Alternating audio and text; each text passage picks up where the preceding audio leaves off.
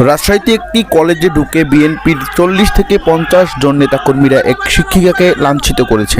তাকে জুতা দিয়ে বেধড়কভাবে পেটানো হয় এবং সাথে 4 থেকে 5 জন শিক্ষককে আহত করে তাদেরকে রাজশাহী মেডিকেলে বর্তমানে ভর্তি করা হয়েছে।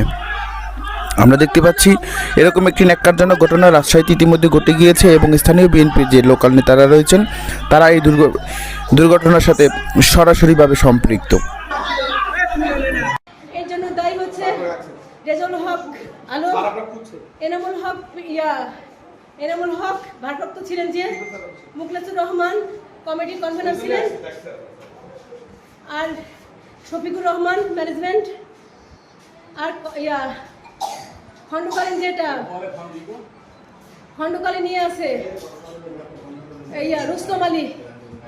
রুস্তম আলী টাকা দিতে না পারার জন্যে ওই সবাইকে উস্কানি আরো দিয়ে সবাইকে নিয়ে সেই অবস্থা করলো আমাদের। ওনাকে টাকা দিতে হয় প্রতি মাসে ওনাকে টাকা দিতে হয়।